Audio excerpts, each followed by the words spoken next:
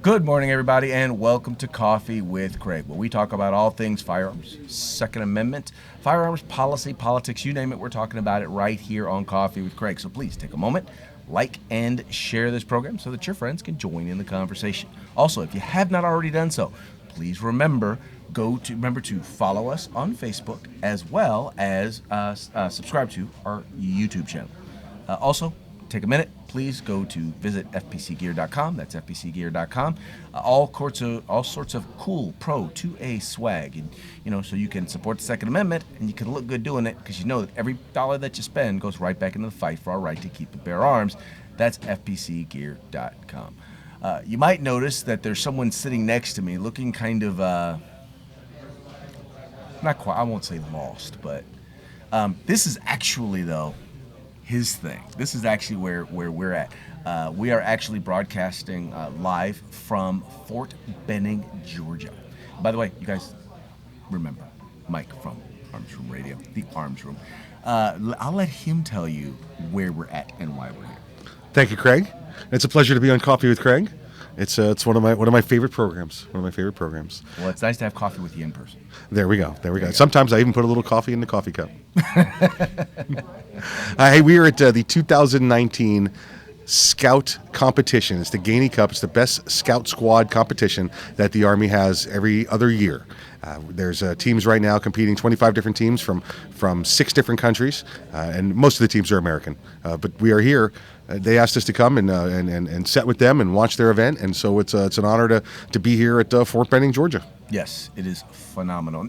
In fact, just to give you a little bit of a flavor before we get into today's topic, let me give you a little bit of a flavor of what it is that we've had the opportunity to watch while we're here. Check it out.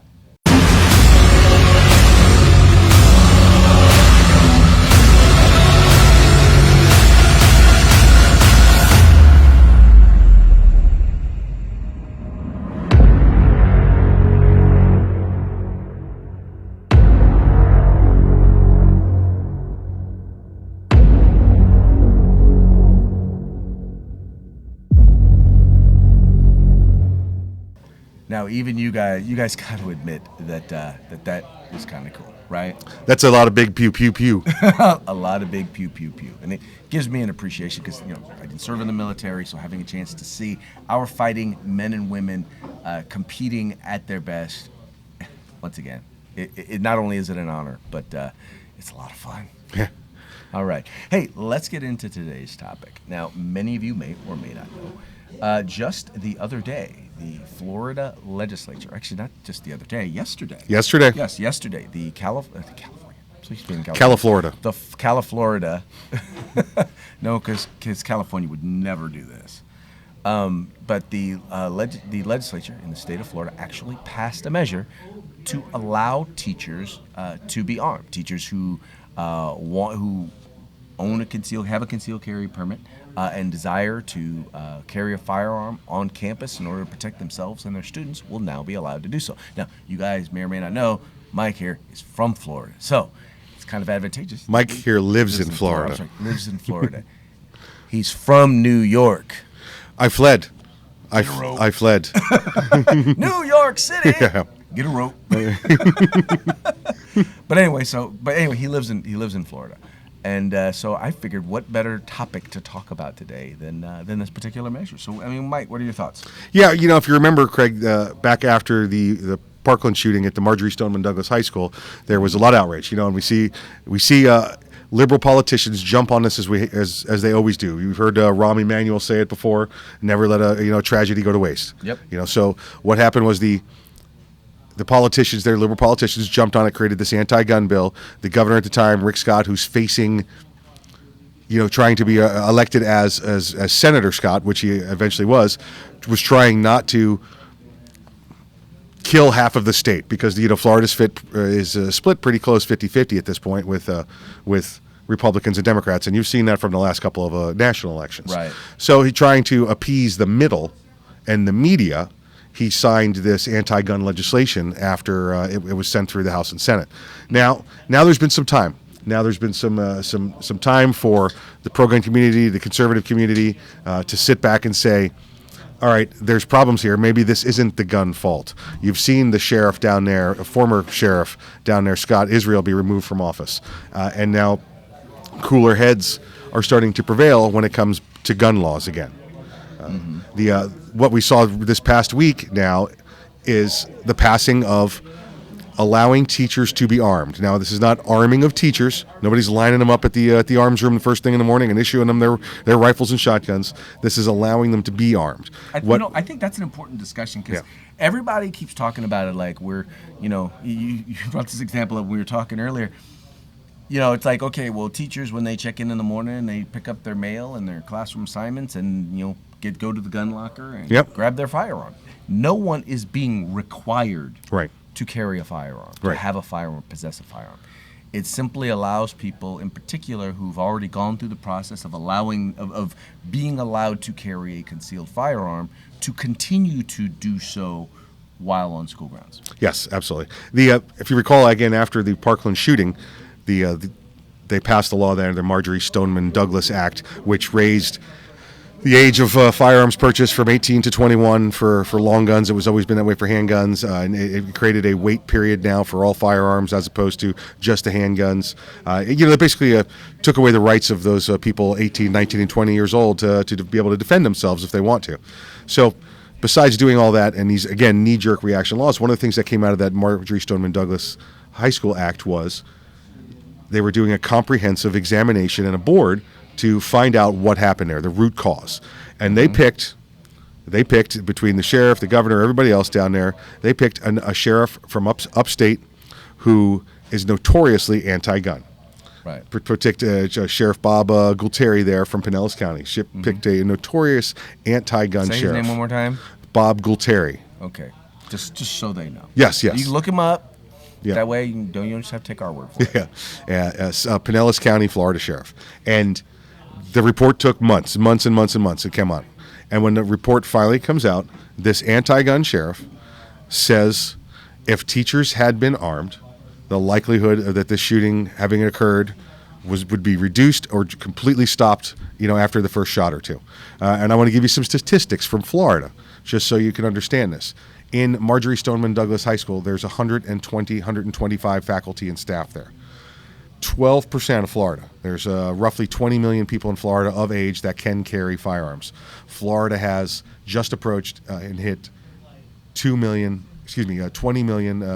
concealed weapons permits. Actually, 2 million concealed weapons permits. So, and again, with the age of the people that are eligible to carry, those that are in state, those that are not been ruled out for whatever reason, it's roughly 12% of the population in Florida adult population in Florida has a concealed weapons permit. Take that 12%, go over to 125 teachers there. That means if the law had said you could carry their firearms, if that no gun-free zone sign had been gone, if it had been no gun-free zones and the gun-free zone sign was gone, you could have had up to 15 teachers that could have been carrying that day in the schools. Let me tell you, one bad guy comes in, you got one deputy, whatever that deputy's actions were, you've got one versus one. Right. How about at this point at Marjorie Stoneman Douglas High School, it's 15 versus 1, and nobody knows who it is. Right. So if that had happened, this is what Sheriff Bob Gualtieri said. Well, that's numbers. That's logic. I can't argue with math. Right. All right. So their report said that they can arm, or they can allow teachers to be armed. And here's what it is. This is not, hey, teachers, just bring your gun to work day. Right. This is, you have to go out and get 114 hours of special training that the state has, and it's brought up on the State Florida Department of Law Enforcement. How much training do law enforcement officers receive? In firearms, direct hands-on Yes. training, it's 80 hours direct hands-on training. Okay. Now, understand that the teachers now are going to be getting 114 hours, and I'm sure that's not going to be 100. By the way, that's way more than they get in California. That's I mean, we're talking a whole lot more. California's more like 24 hours. Right. And it's, I'm sure this 114 which, by the hours- way, probably is why California leads the nation in shooting unarmed individuals. Sure, yeah. But I digress. I'm sure this 114 hours is going to have a lot of hands-on training for Yes, firearms. There's going to be yes. a lot of tactical training as far Right. as what to do, how to defend, Right. how to secure. So it's going to be more than just 114 hours of shooting. It's going to be 114 hours of how to stop the situation, how to save the lives. And hopefully, perhaps a little bit of medical training, too, Yes. and how to treat those that are wounded. Vitally Because you important, can stand there all vitally you want with your gun. If somebody's bleeding out next to you, Once your room's been secure, it's still going to be. Remember, it's 6 to 8 minutes for the police to get there. Right. It's about double or triple that for the fire department. So Exactly. So you want to be able to do that. So hopefully that they're being trained there also. So the new report or the new law that's passed was the the House and the Senate both saying we are now allowing teachers to be armed if they choose to do so. This is not a mandatory thing. Right. If the teachers want to go get the training, whether it's during the summer, they're going to get paid for it. They're going to have that additional ability to protect themselves and their loved ones at work. These are their kids during the day. They're allowed to protect their kids at home at night. Why can't they protect their kids at home or during the day? It just makes sense. And the funniest part about the whole thing is that when they say, well, I just don't believe I can't believe that we have teachers at school with guns. Well, like for example in California, where they actually just got rid of that ability to conceal carry on campus on school grounds. From 1923, when the concealed carry process was actually started, you could get a permit in the state of California, up until 2016, when they ended it, there were 0 incidences on school grounds with concealed carry permit holders. Right. Absolutely none. And so now all of a sudden they're worried and they're scared. Oh my God, what's going to happen? What's going to happen? Well, nothing happened before. Why would something happen now? I remember one of my fellow school board members said to me, "I just don't know. I don't feel comfortable, being around someone who's carrying a gun." And then I had to remind him, you do realize that up until 2016, at every single board meeting we were at, you were sitting next to a person with a gun. Right. And if someone decided that they were upset enough with us or something that we did as school board members, the only thing standing between them and you was me. Right. Yeah, I've sat around with a number of teachers having this conversation before, and it's always first off, there's uniform law enforcement there. Right. Yeah, for the most part, they're okay with that. They may not like the idea that they have to look at the gun, but it's still a gun. It's still secure. It's still being holstered properly. But I'll have these meetings with individuals and teachers, and they'll say, "I just don't like the idea of being around the guns," and they have no idea. They have no idea. And this is the point that these teachers in Florida will be carrying concealed. Right. They will not be open carrying. This is not going to be a gun in a purse kind of thing. This is not going to be one in a desk drawer. No. Anything like that. These will be properly concealed, and these people will be ready to defend themselves and the children if the time ever needs. And that's vitally important. And I realize some people who advocate for open carry, and I get why they do it. But my main thing is that when they don't know, because the reality is you could have nobody on the school grounds carrying. Right. But guess what? When a perpetrator comes there, they don't know that. They don't know how many people are there that are armed. And that's the key. Is now it's no longer an obvious soft target. Right. Yeah. It's absolutely right. It puts the bad guy on notice.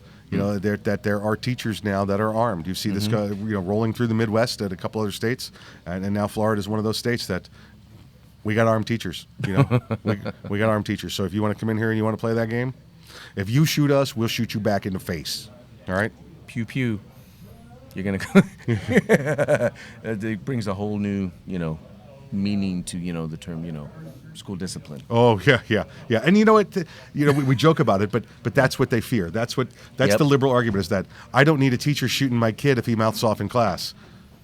Why? Has he ever hit your kid with a baseball bat before? Exactly. Has that ever happened? You ever come at him with a chainsaw for no reason? They make up obviously crazy stuff and say, well, they're going to do this or they're going to do that. And I'm like, that has never happened up to this point. Right. On campuses where teachers have been able to carry. Right. Why would it all of a sudden start happening now? It's crazy. I've seen some of the most ridiculous questions come out of the Florida legislature. When questioning anything guns, it's just they find a new way to embarrass themselves, and they think that they're being clever. They tried to stall this. They tried to add this. They tried to amend to this. Right. And the Republican senators and representatives this time for Florida stood firm.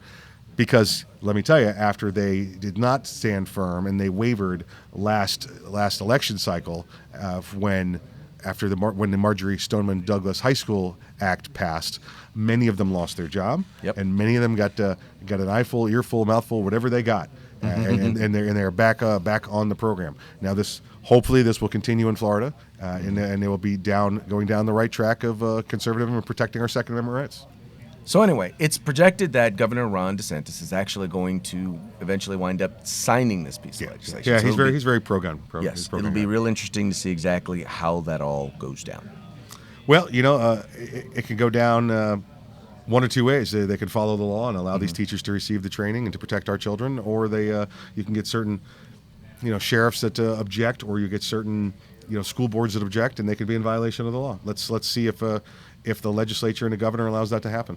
Right. In some cases, what you may wind up happening with some school districts is they may still have a policy against firearms, and what may wind up happening is you may not be arrested, but you may lose your job. Yeah, one of the things in Florida was we have a very strong law that only the state can make the gun laws. So if there happens to be a school board who has said we don't want the guns, well, they can't do that. Now that the state, under the preemption law, now that the state has said this is the law, anything else that's out there doesn't apply anymore. But for example, an employer, correct, an employer can say we don't allow firearms at our workplace. Right, but now we're talking about a government employer, right, that is now subject to the government findings and law. So again, it's not going to be over. There's going to be those that decide they're going to want to fight this, and they'll use exactly what you're saying. What I'm believing will happen is that you'll have some school districts that will say it's not our policy,